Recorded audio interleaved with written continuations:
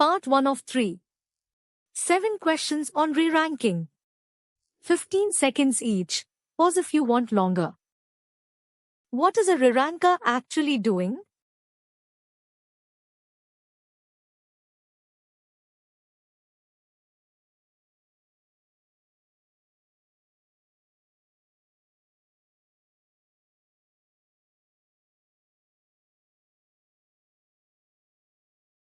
Taking the shortlist your fast search produced and scoring it properly. Note what it does not do. It never searches. It has no idea your corpus exists.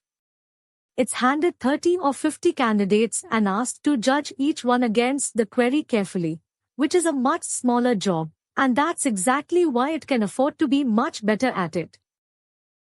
What is a bioencoder? The model behind normal vector search.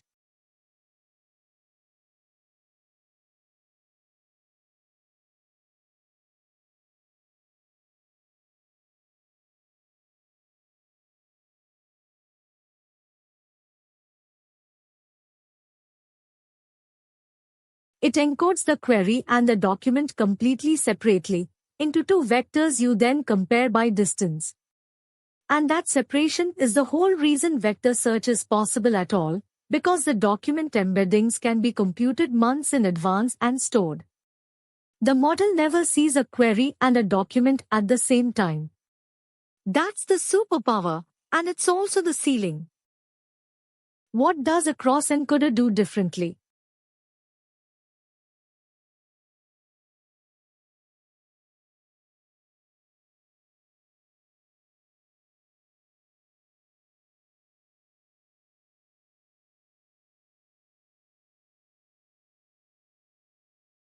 It reads them together as a single input. So every word of the query can attend to every word of the document, and the model can notice things like this document uses the same term but in the opposite sense. The output isn't a vector, it's a score.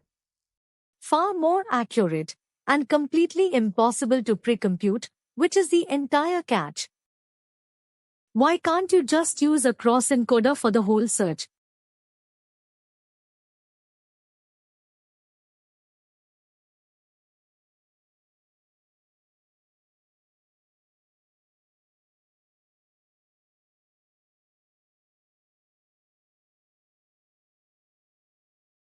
Because nothing can be pre-computed. The score depends on the pair, so it doesn't exist until the query arrives, meaning a corpus of 1,000,000 documents needs 1,000,000 model passes for every single question. That's not slow, it's impossible. Which is why the architecture is what it is. Something fast narrows it to 50, then something accurate reads those 50. What is the standard two-stage retrieval pattern?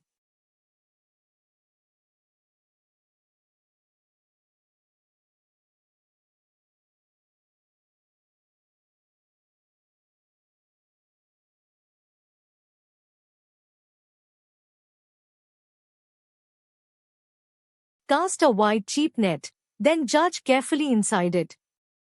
Stage 1 pulls 50 or 100 candidates using fast approximate search, where the only job is making sure the right answer is somewhere in there. Stage 2 spends real compute reading those 50 properly. Recall from the first stage, precision from the second. Almost every serious search system on Earth is shaped like this. If your first stage retrieval misses the right document, what can the re-ranker do?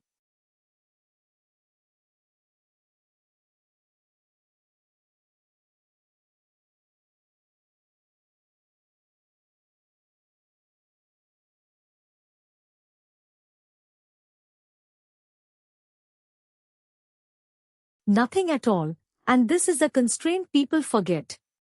The re-ranker never touches your corpus. It sees the shortlist and only the shortlist.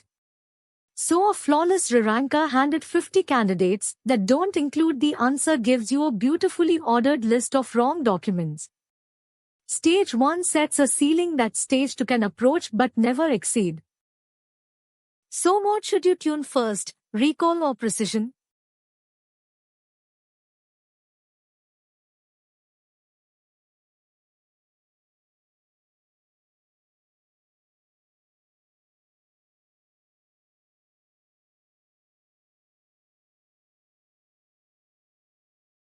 Recall, because it's the ceiling on everything downstream. Measure how often the correct document appears anywhere in your top 50, not at position 1, just present. If that's only 70%, then 30% of your queries are unfixable no matter what you bolt on afterwards. Fix the ceiling before you polish what's underneath it. That's part 1. Part 2 picks up right where this left off. It's linked below, along with the full episode.